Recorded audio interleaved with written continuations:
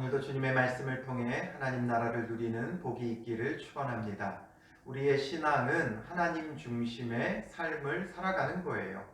뭔가 우리가 신앙생활하니까 어떤 종교적인 행위에 너무 집중을 하게 되는데 그것보다 더 중요한 건 하나님 중심의 삶을 살아가는 것. 하나님이 나를 다스리시고 통치하시는 그런 삶을 살아가는 것이고 하나님이 다스리고 통치하실 때 그게 바로 하나님 나라가 되는 거예요. 그래서 다윗은 하나님 중심의 삶을 살아갔고 하나님 나라를 누렸음을 우리에게 보여주죠. 우리가 하나님 중심으로 살아가는 데 있어서 가장 중요한 게 있다면 우리의 힘을 빼는 거예요. 나의 힘을 내려놓는 거예요. 나의 칼을 다시 칼집에 꽂는 거예요. 그리고 주님을 의지하고 주님을 신뢰하는 것이죠.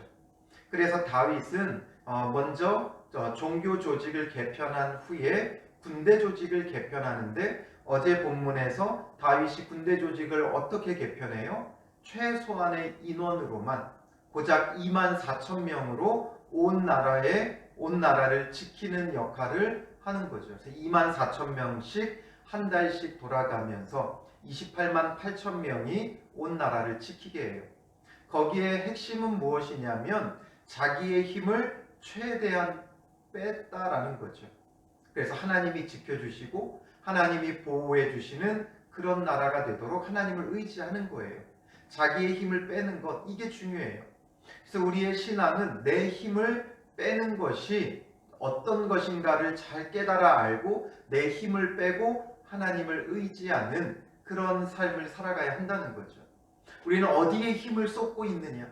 그동안 내가 힘을 쏟았던 것을 내려놓는 것, 나의 힘을 빼는 것, 여기에 바로 진정한 믿음과 신앙이 있음을 우리는 놓치지 말아야 하죠.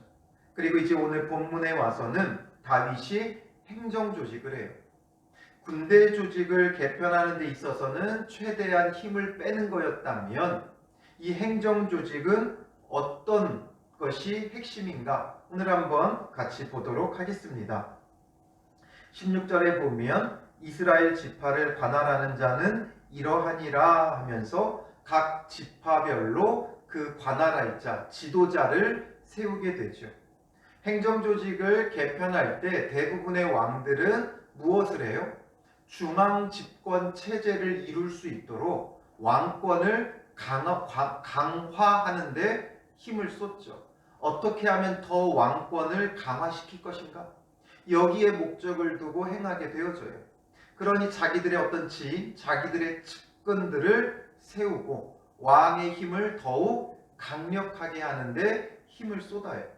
그러나 다윗은 오늘 본문에 보면 각 지파별로 각 지파를 관할할 자들을 세우게 되죠. 사실상 이스라엘은 지파들의 연합 체제로 이루어져 왔어요. 사사시대 때부터 각 지파들이 연합해서 연합체적인 그런 국가를 이루며 왔죠. 그런데 이것이 어떻게 보면 좋기도 하지만 왕의 입장에서는 굉장히 위협적인 거죠. 각 지파가 각 민족, 혈연으로 뭉쳐져 있는 집단만큼 강력한 집단이 없어요. 각 지파들이 혈연별로 뭉쳐져 있으니까 얼마든지 반란을 일으킬 수도 있고 왕에 대하여 대적하면서 일어날 수도 있어요. 그리고 여러 지파들이 연합해서 왕을 대적해버리면 이게 참 이루어지기가 쉽지 않죠. 그래서 다윗이 죽고 그 다음에 솔로몬이 왕이 되고 솔로몬이 왕이 된 후에 이제 솔로몬이 죽고 나서 이스라엘이 분열되어질 때 각 지파들이 연합해서 이 지금 다윗 왕가를 대적하게 되죠. 그래서 북이스라엘과 남유다로 분열되어지게 돼요. 이처럼 이게 결코 이런 왕의 입장에서는 각 지파의 그 권한을 계속 유지하게 해주는 건 위협적일 수 있어요. 그러니까 차라리 자기의 측근을 세운다거나 아니면 지파별이 아닌 이제 그 지파들을 흔들어서 흩어버리는 게 오히려 더 좋은 입장이 될 수 있을지도 몰라요. 그런데 보면 다윗은 이제 각 지파들을 유지시켜줘요. 각 지파의 어떤 특성이나 어떤 각 지파의 그 위치나 그런 것들을 고스란히 인정해주면서 각 지파 안에서 그 지파의 존경받는 자를 지도자로 세우게 되어지는 거죠. 그래서 16절부터 보면 르우벤 사람의 지도자는 엘리에셀이고 시므온 사람의 지도자는 스바디아, 레위 사람의 지도자는 하사비아, 아론 자손의 지도자는 사독, 유다의 지도자는 엘리후, 이사갈의 지도자는 오므리, 스불론의 지도자는 이스마야, 납달리의 지도자는 예레모, 에브라임 자손의 지도자는 호세야, 므낫세 반 지파의 지도자는 요엘. 여기 20절의 므낫세 반 지파의 지도자는 요단 서편에 있었던 므낫세 반 지파예요. 그리고 이제 21절에 또 므낫세 반 지파가 나오는데 길르앗에 있는 므낫세 반 지파의 지도자. 이 길르앗이라는 곳이 요단 동편에 있었기 때문에 이들은 요단 동편에 있었던 므낫세 반 지파를 말하는 거죠. 그리고 그들의 지도자는 잇도가 되고요. 베냐민 지도자는 야하시엘이 되고 단의 지도자는 아사렐이 되고 이렇게 해서 이들은 이스라엘 지파의 지휘관이었다 하면서 각 지파별로 지도자들을 세웠는데 이들은 다 그 지파 사람들이에요. 그 지파 안에서 존경받는 자들, 그들을 그대로 인정해주고 그 지도자들을 세웠다는 거죠. 결국 여기서 보여주는 건 무엇이냐면 다윗은 왕권을 강화시키고 중앙 집권 체제를 이루는 게 아니라 각 지파별로 고유의 그들의 특성을 유지하고 살아갈 수 있도록 하는 거예요. 단 뭐예요? 하나님을 섬기는 자들로 살아갈 수 있도록 정말 그의 어떤 이런 조직 개편을 보면 앞선 23장부터 26장의 무게가 실려 있어요. 여기 내용이 뭐예요? 바로 그들의 신앙, 종교, 이 조직을 개편하는데 더 많은 힘을 쏟았어요. 그래서 이들로 하여금 각 지파들이 이제 하나님을 섬기는 지파가 되도록 자기들의 어떤 고유한 그 모습들을 유지한 채 하나님을 섬기는 지파들이 되고 그런 나라가 되도록 다윗이 힘을 쏟고 있는 거죠. 그래서 자기 어떤 마음에 드는 사람들, 자기 측근들 이런 사람들을 지도자로 세우는 게 아니라 각 지파에서 지도자 역할을 할 충분한 사람들을 세우죠. 그래서 그 이유 중에 하나가 대표적인 그렇다고 우리가 추정할 수 있는 이유 중에 하나가 베냐민의 지도자를 보면 알 수 있어요. 베냐민의 지도자는 아브넬의 아들 야하시엘이라고 되어 있죠. 이 아브넬이 누구예요? 사울이 왕으로 있을 때 군 장관의 역할을 군대 장관을 했던 자가 아브넬이었어요. 그리고 사울이 죽은 다음에는 이 아브넬이 앞장서서 사울의 아들 가운데 이스보셋을 왕으로 세우고 나머지 이스라엘 지파들을 규합해가지고 다윗을 대적하게 되어지죠. 그랬던 아브넬임에도 불구하고 그 아브넬의 아들 야하시엘을 베냐민의 지도자로 인정해줘요.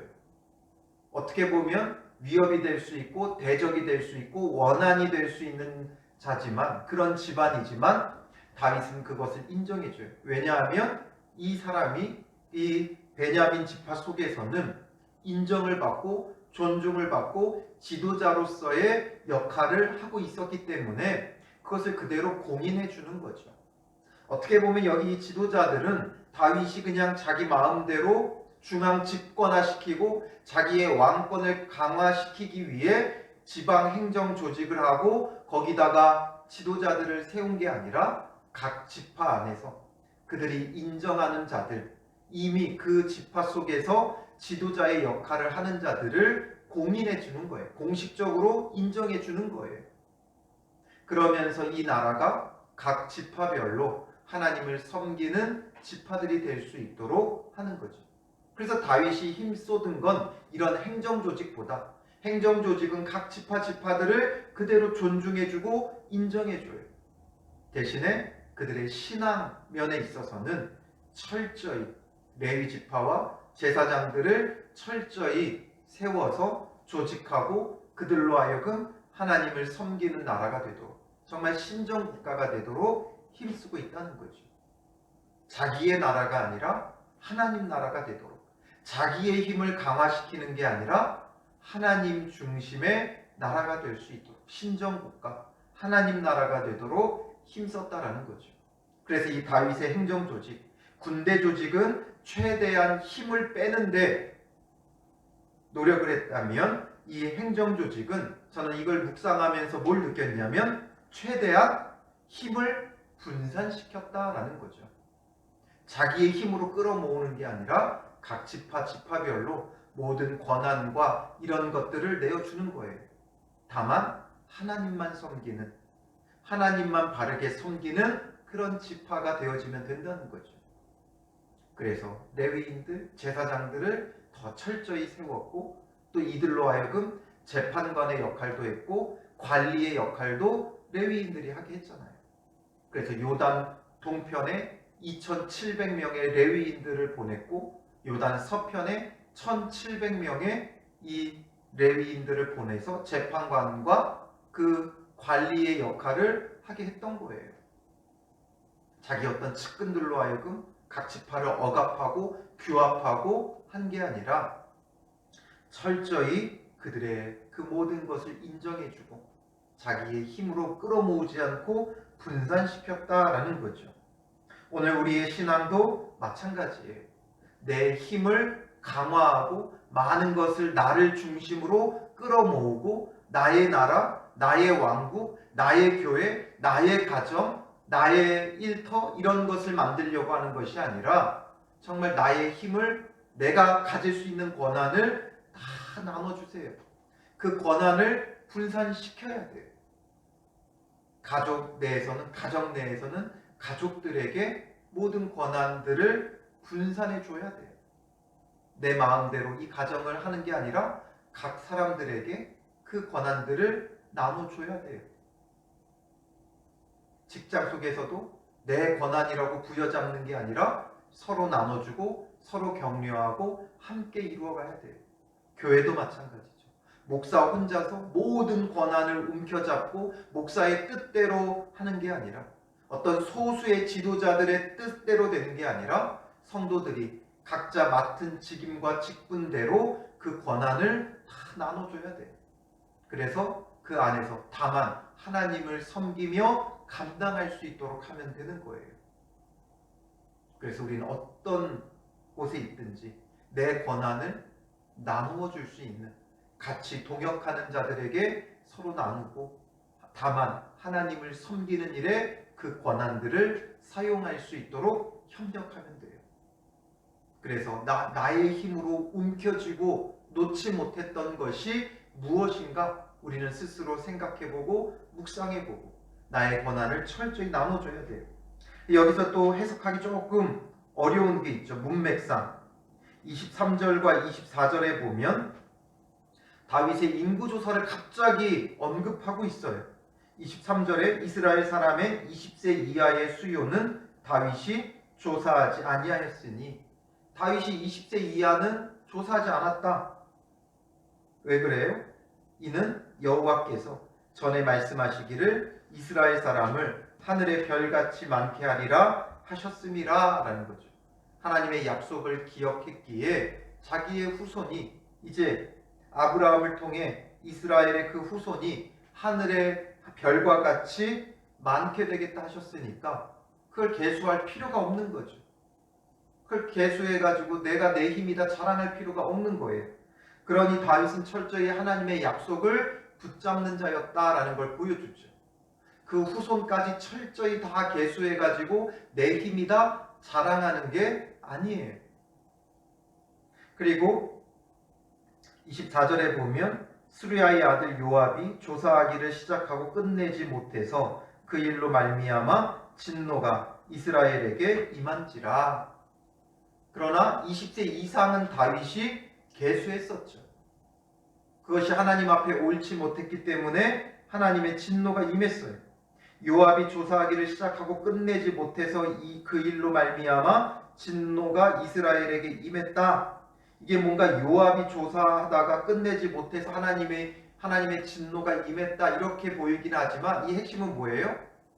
결국 다윗이 인구조사를 실시했고 요압이 그 인구조사를 끝마치기 전에, 그러니까 의도적으로 레위 지파와 베냐민 지파는 다 계수하기 전에 하나님의 진노가 이미 임했었어요. 그걸 언급하는 거예요. 그러나 그렇게 해서 인구조사를 했었죠. 그렇게 해서 계수되었던 인구의 수가 있었어요. 그러나 그 수요를 다윗 왕의 역대 지략에 기록하지 아니하였더라. 다윗이 그러나 그것을 기록하지 않았다는 거예요. 왜냐하면 이게 하나님 앞에 합당하지 않다라는 것을 그는 깨달았고, 그러므로 그것을 역대 지략에, 그러니까 왕실 기록, 우리도 조선 왕조실록 이런 게 있듯이 왕실 기록이 있었어요. 그 기록에다가 남기지 않았다는 거예요. 다윗이 잘못했던 그 흠을 가리기 위해서 기록하지 않은 게 아니라 그 인구조사한 그 인구에 계수한 것을 기록하지 않았다라는 거죠. 왜 기록하지 않았어요? 다윗은 그게 하나님 앞에 범죄라는 걸 알았고, 아무래도 다윗 왕 때가 가장 번성하던 때예요. 가장 번성하던 때니까 그때의 그 인구를 계수한 걸 기록해 놓으면 왕의 위대한 업적 중에 하나가 될 수 있고, 그 왕이 얼마나 위대했고 강했는지를 나타낼 수 있어요. 그런데 다윗은 그것을 의도적으로 하지 않았다는 거죠. 왜냐하면 그것이 내 힘이 아니라는 걸 알았기 때문에. 그래서 군대에서는 철저히 힘을 빼고 이 행정조직에서는 철저히 힘을 분산시켰고, 그러므로 이 모든 백성이 내 것이다 자랑하지 않았다라는 거죠. 그래서 자기의 그 힘이 아니다, 내 권한이 아니다, 내 소유가 아니다, 이걸 주님 앞에서 회개하면서 기록하지 않았다는 거예요. 그래서 자기의 힘을 끌어모으는 게 아니라 분산시켰다. 이것을 지금 이 문맥 속에서는 보면 될 것 같아요.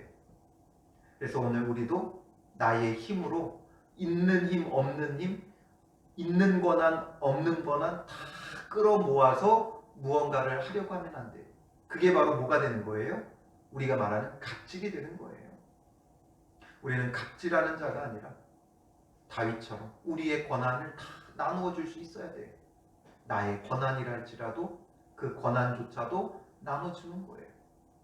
예수님께서 그러하셨듯이 자기의 그 왕의 권한, 하늘나라 보좌에 앉아있을 그 권한을 다 포기하고 다 내어주고 우리를 위해 낮고 낮은 이 땅에 사람의 몸으로 종의 형체로 오셔서 죄인이 되어 십자가에 죽어주시는 예수님처럼, 모든 것을 포기하고 모든 것을 내어주시는 예수님처럼 오늘 우리도 내 권한, 있는 것 없는 것 다 끌어모아 내 힘으로 여기려 하지 말고 우리는 나눠줄 수 있어야 돼요.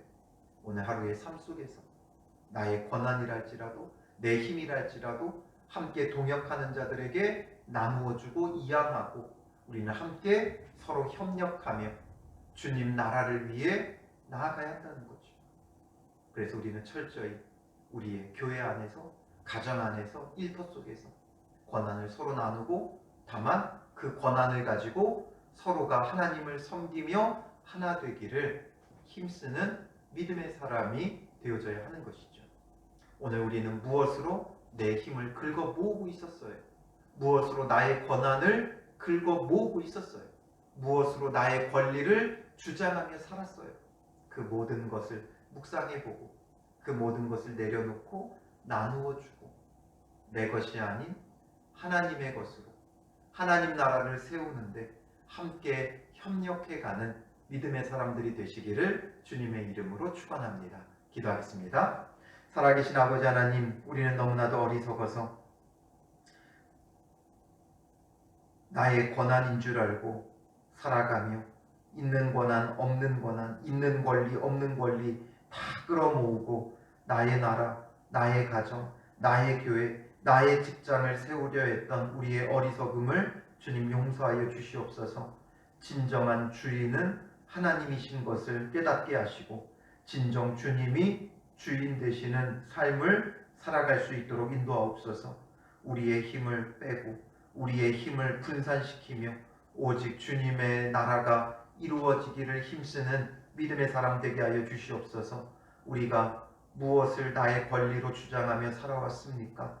우리가 있는 모든 공동체 속에서 함께 그 권한을 나누며 서로의 소리에 귀 기울이고 서로 협력해가며 함께 하나님 나라를 이루어가고 세워갈 수 있도록 인도하여 주시옵소서. 가정 내에서 가족들과 서로 협력하고 합력하게 하시고 서로의 소리에 귀 기울이며 함께 하나님 나라를 이루어가는 복된 믿음의 가정들 되게 하옵소서. 5월 가정의 달을 맞았사오니 부모는 자녀를, 자녀는 부모를 서로를 돌아보며 부모는 자녀를 존중하고 노엽게 하지 않고 자녀들은 부모를 공경하며 하나 되어져가 주를 섬기는 가정들 될 수 있도록 인도하여 주시옵소서. 하나님 또한 우리 교회를 기억하시고 복되게 하여 주시사 누구 한 사람만의 소수만의 힘으로 운영되어지는 교회가 되지 말게 하시고 그 의견이 결정되는 교회가 되지 말게 하시고 어른에서부터 어린아이까지 모두의 그 소리에 귀 기울이며 서로 함께 협력하고 한마음 한뜻으로 세워가는 교회가 될 수 있도록 인도하여 주시옵소서. 또한 우리를 보내신 삶의 자리 속에서도 우리의 힘을 모으는데 힘쓰지 말게 하시고 서로를 격려하고 동역자들을 세우며 어디에 보내시든지 하나님 나라를 이루어가는 믿음의 동역자들을 만나며 함께 기도하고 함께 일하고 하나님 나라를 세워가는 은혜가 있도록 인도하여 주시옵소서. 오늘 주신 말씀을 묵상하며 온전히 주를 바라보고 주님 다스리시는 삶, 가정, 교회 일터를 이루어갈 수 있도록 인도하여 주실 줄 믿사오며 예수님의 이름으로 기도합니다. 아멘.